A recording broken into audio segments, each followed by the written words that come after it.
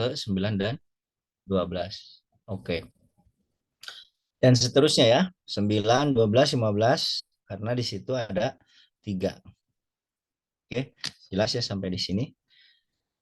Ini apa namanya? Istilah ya yang pada umumnya ya. Ini pada umumnya asetat, butirat, kaproat. Jadi disimbolkan 2 0 ya. 2 0 berarti dia tidak memiliki double bond. Dengan hanya rantai pendek dia 2 karbon ya dan langsung ke gugus karboksil. Kemudian semakin panjang hidrokarbon, titik leburnya semakin tinggi. Ya, Anda lihat ini semakin panjang nih sampai 12. Ini titik leburnya sampai 86 derajat Celcius. Ini saya tidak akan ulangi ya. Sudah saya jelaskan tadi ya. Ada sigma 91 itu Anda sudah jelas. Oke.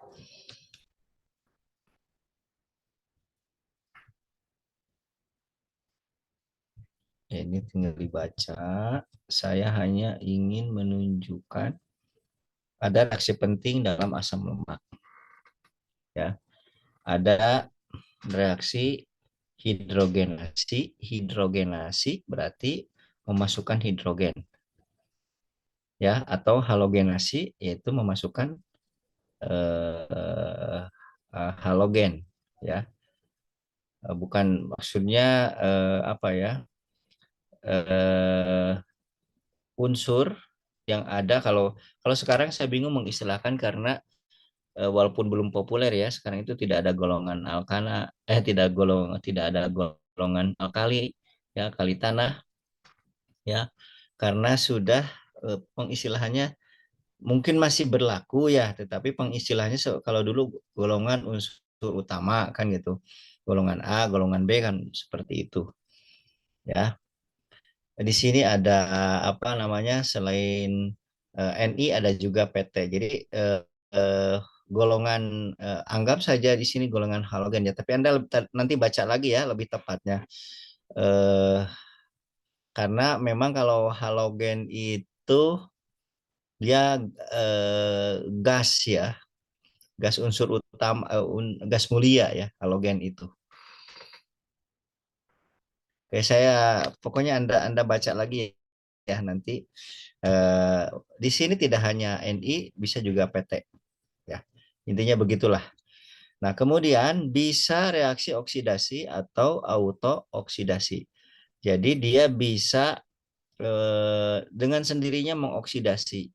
Maka kalau ada minyak tengik begitu kan, karena dia teroksidasi karena dirinya sendiri bisa auto dengan sendirinya mengoksidasi ya.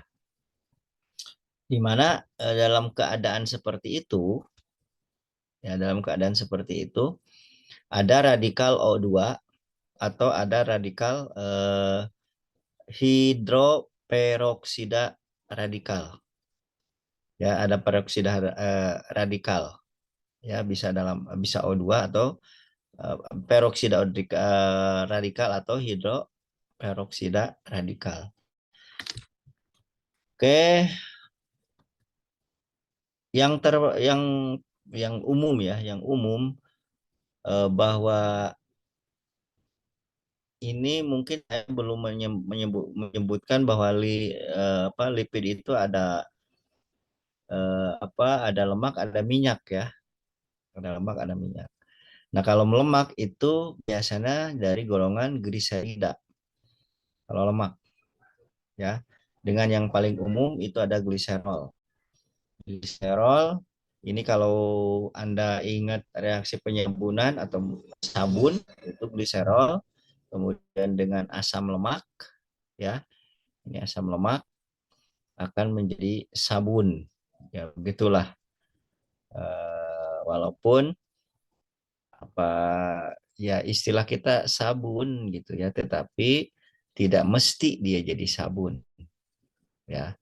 Tidak mesti jadi sabun. Contohnya di sini ada gliserol dengan 3 molekul asam lemak, bisa stearat, oleat, pamitat, itu menjadi satunya karena asam stearat menjadi stearoyl, ya. Kemudian duanya di sini ada oleat menjadi 2 oleil. Kemudian di tiganya ada palmitat jadi palmitoil. Kemudian gliserol. Gliserolnya ada tambahan dari sini. Oke, seperti ini ya. 1 stearoyl, 2 oleil, ya, oleil. Kemudian ini palmitoil. Oke. Dan ininya ini dari gliserol ini. Siapa yang bereaksi? Ya, Anda harus curiga di sini. Ya, di sini hanya hidroksil, kemudian hidroksil, hidroksil. Ya mesti inilah yang bereaksi. Apalagi sudah ditandai dengan 3H2O. Ya, ini sama seperti yang kita bicarakan di minggu yang lalu. Ketika karbohidrat membentuk glikosida atau glikosidik, itu mesti plus H2O, negatif H2O, keluar H2O-nya membentuk ikatan glikosida. Nah, sama di asam lemak pun yang terjadi adalah berarti kalau kita lihat di sini eh, karboksilnya tetap ada, tetapi yang hilang hanya H, ya. Karena produk airnya adalah H2O. Maka mula-mula adalah ini. Di sini kita tandai titik 2 ya, PEB, 1 PEB menyerang H yang ada di asam stearat yang paling ujung di gugusnya. Oke, saya tunjukkan ulang ya. Saya tunjukkan ulang. Aduh. Mana tadi? Nah, ini di sini ya, dia akan si hidroksil menyerang ini. Oke, kita lanjut.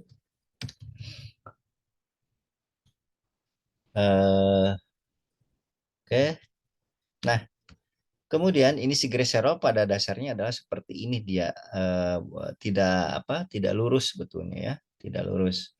Kalau tadi kan 2 dimensinya lurus gitu ya. Tapi dari sisi struktur aslinya ada seperti ini. Oke, si gliserol menyerang ini, tolong siapa tuh? Fajar Sabit. Diadmit saja sama saya. Oke. eh Asam stearat di sini H-nya hilang satu. H yang diikat oleh sini itu dia hilang satu, diambil oleh hidroksil dari sini. Hidroksil dari sini. Ambil, lepas H2O. Dan seterusnya ya. Sehingga menjadi apa namanya anggap saja secara umum kita sebutkan reaksi penyabunan. Oke, ini saya nggak bisa pindah slide gimana?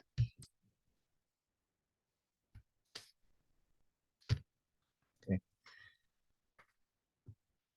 Kemudian, nah ini kalau reaksi penyabunan ya, kalau reaksi penyabunan, ketika dia sudah menjadi apa kita namakan eh,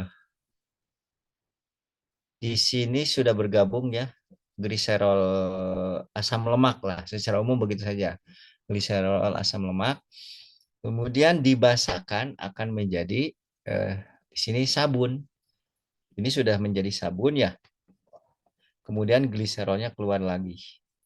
Ya, lagi-lagi harus kita curigai apa? Karena di basa ya, terutama di NaO ininya nih, ya hidroksil ini yang memutus nih si gliserol ini memutus antara gliserol dan asam lemak.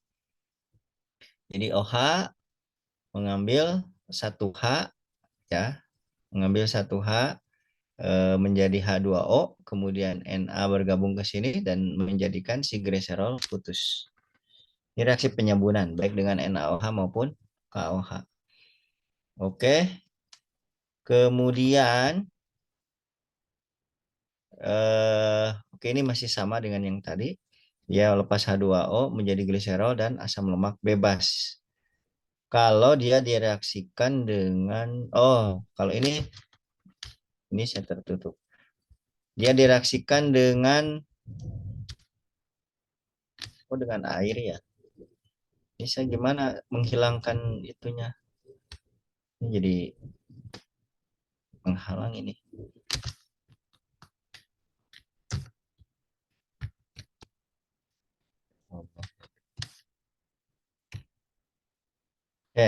Ketika dihidrolisis ini dihidrolisis maka akan putus gliserol dan asam lemak. Walaupun ini secara teoritis H2O ya. Secara teoritis H2O tetapi pada kenyataannya memang tidak semudah ya yang dilihat bahwa H2O bisa memutus ini, memutus antara gliserol dan asam lemak. Oke. Tapi pada kenyataannya memang bisa dengan ya harus melihat prosedur yang yang jelas di situ ya. Oke, kemudian ini sudah ke contoh lain. Sini ada lilin ya. Lilin itu adalah ester asam lemak rantai panjang dengan alkohol tinggi. Ya, di sini ada esternya ya. Sama sebetulnya ini sudah menjadi ester ya di sini tuh. Ya. Ini juga sama sudah menjadi ester semua.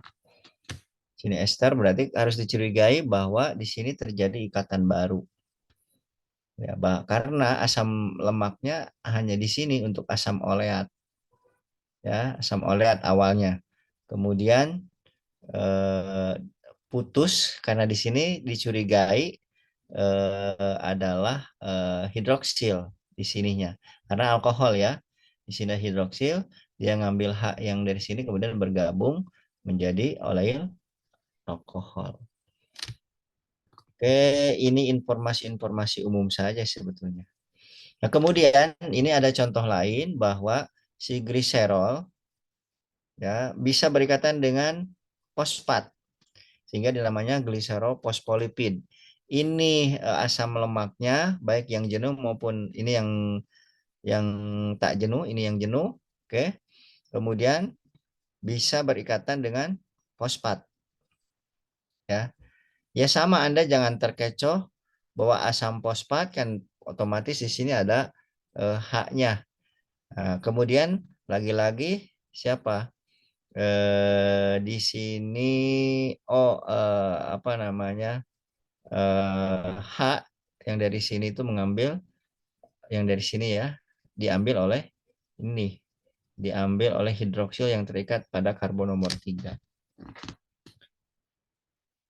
Oke,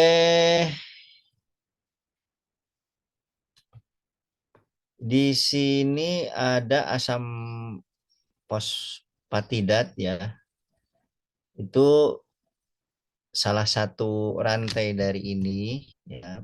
Ini X ya, X ini. Kayak X ini kalau H itu asam fosfatidat. Kemudian kalau ujungnya adalah ini namanya sepalin karena ada etanol amin. Kemudian fosfatidilkolin itu ujungnya ya, dia sama dari asam amino juga namanya lecitin karena dia kolin ya, kolin lecitin. Jadi gugus lecitin itu adalah gliserol di mana karbon ujungnya adalah ini. Nomor 3 ya pada gliserolnya. Kemudian ada serin ini sama dengan asam amino juga. Ini dengan gliserol ya. Dengan gliserol lagi pada ujung fosfat. Ya, ini nih, ujung fosfat ini. Oke, apakah ada lagi? Oke. Kemudian di sini ada ini sudah mulai rumit. Bagian ini ya. Fosfat kemudian ujung X-nya kita katakan sebuah apa ya? Di sini ini karbohidrat sebetulnya kemudian di sini sudah ada fosfatnya 2. Fosfat energi sajalah untuk memudahkan istilah. Ini bisa dihidrolisis oleh enzim fosfolipase dengan memotong ini. Ya, memotong itu. Glikolipid, oke. Glikolipid itu berarti cerita kemarin nyambung bahwa ada karbohidrat yang berikatan dengan lipid, ya. Bisa galaktosa yang berikatan ke lipidnya, ya. Kemudian bisa sphingosine atau alkohol. Ini salah satunya sphingosine, ya, bisa berikatan dengan lipid. Kemudian kalau ini kerasin, cerebron, nervon, kemudian oksinervon, itu adalah bahwa lipid dia bisa bergabung dengan yang lainnya, ya, sehingga menjadi polifungsional. Ya, tidak hanya dengan yang di awal tadi kita bicarakan, ya, dia bisa berkaitan dengan fosfat, kemudian dia bisa berkaitan dengan glukosa. Kemudian dia bisa berkaitan dengan protein yang disebut dengan lipoprotein. Oke, kalau dengan protein nanti kita akan mengenal istilah berikutnya. Ada kilomikron, ya. Kemudian ada VLDL, ini very low density apa saya lupa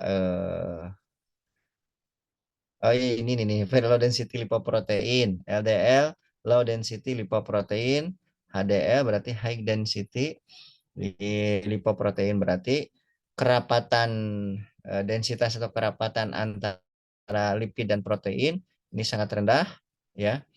Kalau kilomikron itu di bawah PLDL, ini density kerapatannya 0,95 sampai 1, ya.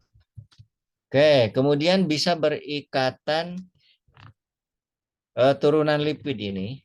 Lipid ini sudah lebih kompleks, ya. Ada steroid. Steroid itu lipid tak tersabunkan. Ini ada kolesterol, alkaloid, hormon, vitamin D, kemudian sitosterol tanaman. Oke, seperti ini gugus kolesterol itu seperti ini, ya. Di mana di sini ada lipidnya, kemudian di sini ada ada hidroksil di sini. Justru kalau kita lihat sudah tidak ada asam lemaknya. Di sini hidrokarbonnya, ya, hidrokarbonnya dengan sangat rumit, ya, kita lihat di sini karbon. Kemudian di sini ada apa? Ada double bond dan ujungnya adalah hidroksil. Ini adalah steroid, ya. Dari ini steroidnya, kemudian ini gugus alkilnya. Ya, karena dia turunan lipid itu diantaranya selain dari hasil hidrolisis juga dilihat dari panjangnya hidrokarbon. Oke, ada hormon testosteron, hormon untuk perempuan, untuk laki-laki, kemudian ada untuk perempuan estradiol. Oke, di sini hidrokarbon panjang, tapi gugus yang membedakannya di sini ada hidroksil. Di sini ada double bond, di sini ada karbonil. Kalau hanya ada di hidroksil ini seperti ini, ya. Ya, ini steroidnya seperti ini steroid, ya.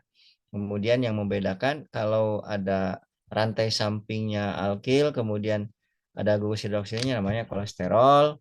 Kalau yang ini tidak ada rantai sampingnya, ya, steroidnya tetap sama, tetapi di sininya adalah karbonil dan ada gugus lain itu hidroksil dan seterusnya. Oke, ini tinggal Anda baca.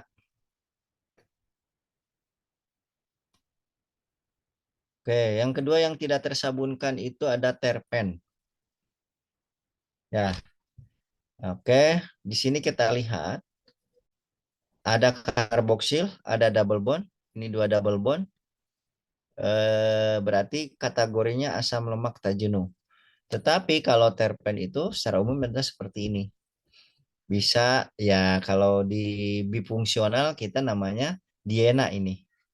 Ya, diena walaupun dia punya gugus punya rantai samping.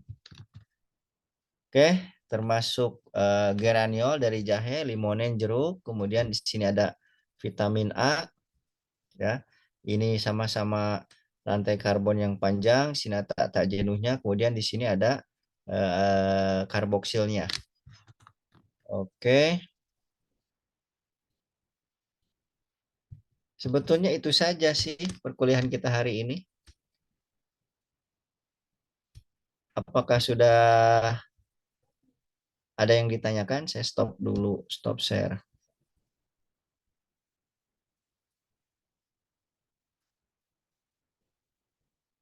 Oke, apakah ada yang ditanyakan sampai di sini?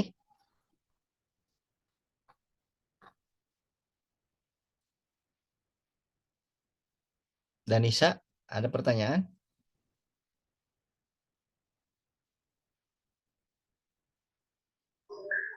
Belum ada, Bapak. Belum ada. Jadi pada prinsipnya antara apa yang polifungsional itu karena dia banyak banyak itu ya, banyak gugus fungsional. Tetapi untuk polifungsional, oke, kemarin kita sudah karbohidrat, sekarang ke lipid. Walaupun ada banyak gugus samping, tetapi yang sering bertindak atau reaktif dalam suatu reaksi itu selalu gugus pencirinya. Kalau karbohidrat bisa aldehid atau keton. Sementara lipid ini gugus karboksilnya ya. Oke. Nah, itu uh, kalau yang kemarin bisa atau di materi sebelumnya sudah bisa ya ke sini itu lebih mudah sebetulnya. Memprediksi reaksi-reaksi itu lebih mudah ya. Oke. Ini satu pun tidak ada yang bertanya atau memang tidak dimengerti sama sekali ini.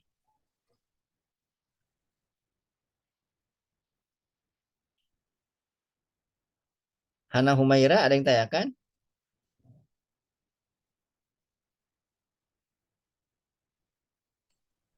Eh, Mohon maaf Pak, Ya. izin bertanya.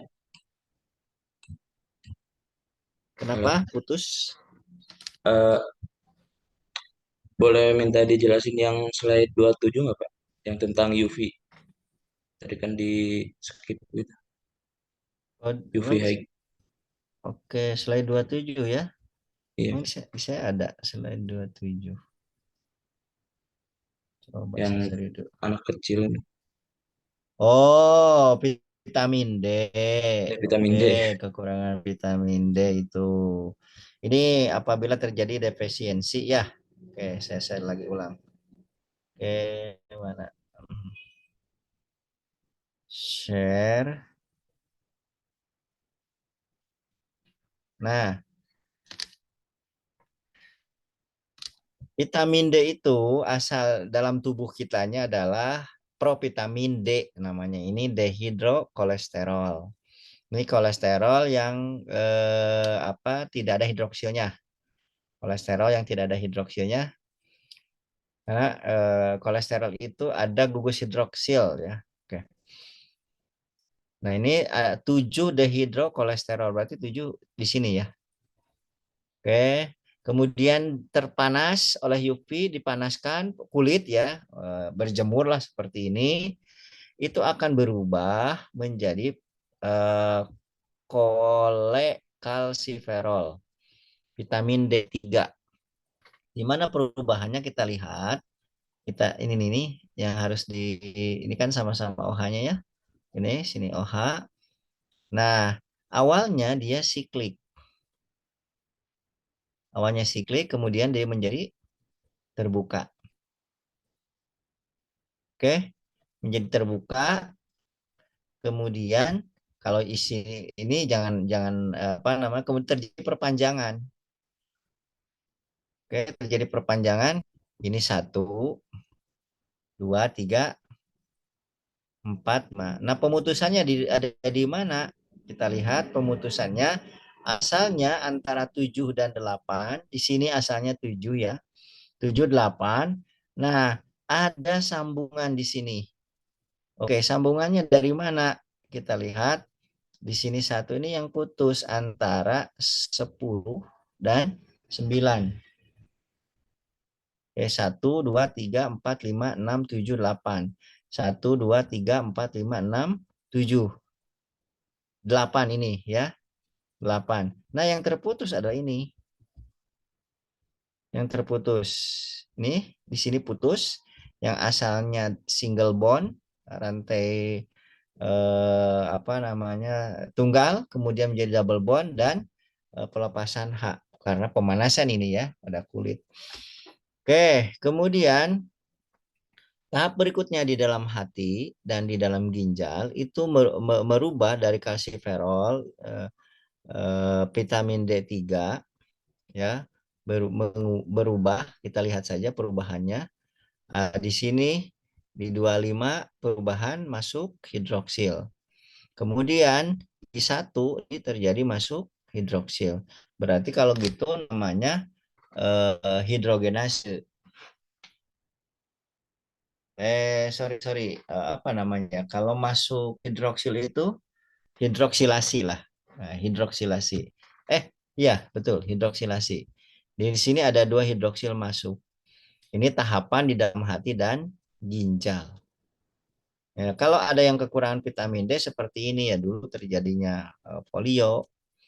Nah, pemantiknya ini adalah kolesterol, dehidrokolesterol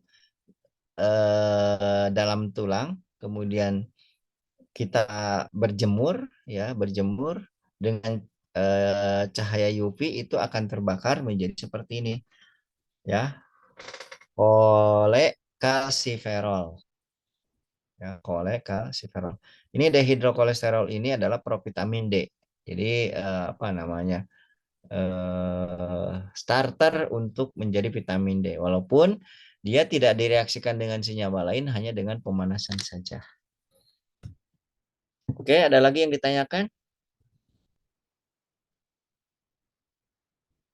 Gimana itu? Siapa tadi yang bertanya itu? Pak, mohon maaf. Ya. Untuk sinar UV-nya itu bisa diganti dengan sinar lampu yang apa? Yang suka dipakai hidroponik atau akuarium gitu, Pak. Ya, Anda lihat saja panjang gelombang sinar UV berapa? Berapa lambda? Berapa nanometer? Berapa nanometer panjang gelombangnya? Kalau sama dengan itu berarti kan bisa. Hmm, Ya, ultraviolet itu panjang gelombangnya Anda cari karena mungkin di apa? Di UV vis Anda belajar ya di instrumen berapa panjang gelombang infrared, berapa panjang gelombang UV ya, ultraviolet berapa panjang gelombang visible. Ya, yang apa? Visible itu yang tampak oleh mata lah. Begitu ya, Imam ya. baik, Pak. Terima kasih, Pak. Jadi ya boleh diganti, bisa. Yang terpenting adalah bukan karena UV-nya, tetapi panjang gelombangnya. Ya, itu kan hanya istilah saja. Sinar ultraviolet, apa namanya? Dia termasuk visible ya, bisa terlihat sehingga dinamakan ultraviolet. Ya, violet itu kan ungu ya, ungu ya. Panjang gelombangnya berapa berapa berapa nanometer? Itu kalau lampu hidroponik, lampu itu kalau panjang gelombangnya ada yang sama ya bisa diganti. Oh, ada sekarang pengecekan ya bukan sekarang dari dulu ya. Kalau ngecek uang palsu itu kan menggunakan alat ya ada UV-nya ya. Bisa seperti itu. Oke, ada lagi yang tanyakan? Baik, terima kasih, Pak. Oke. Yang lainnya?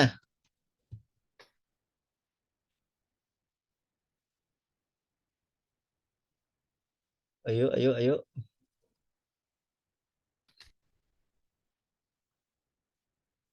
Tidak ada yang lainnya?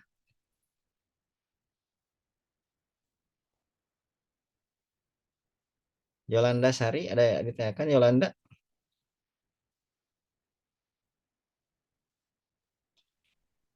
Belum ada, Pak. Oke, belum ada ya. Rena Khairunisa,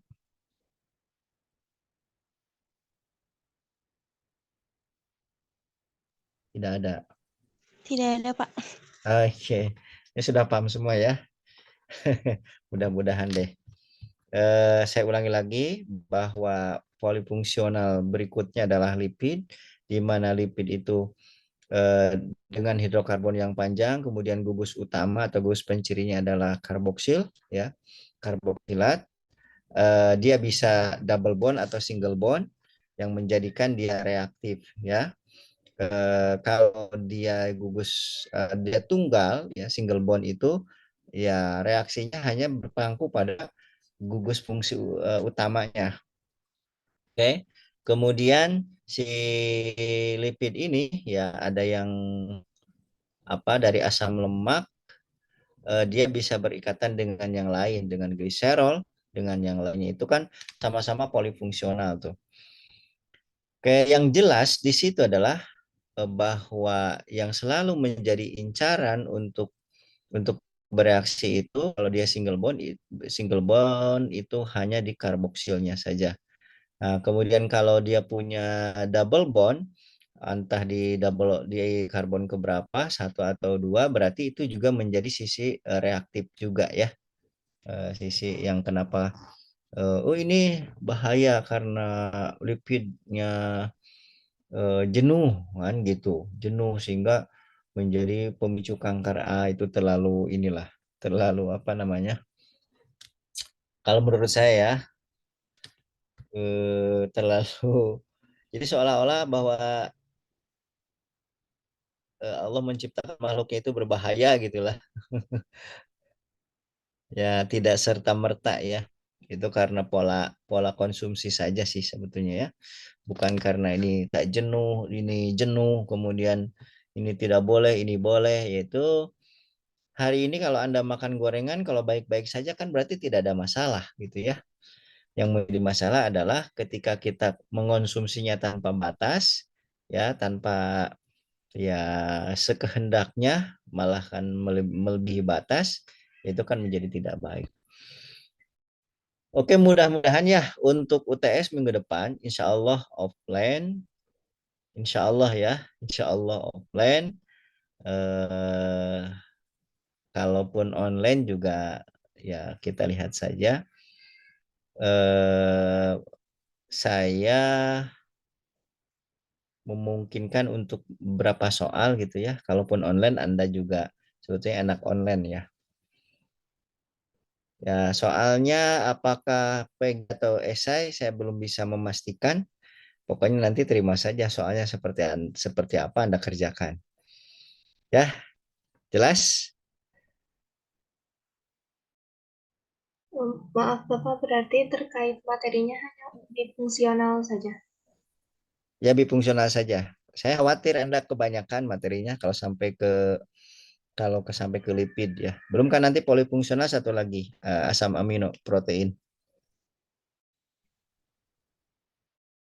Baik, Ada lagi yang ditanyakan?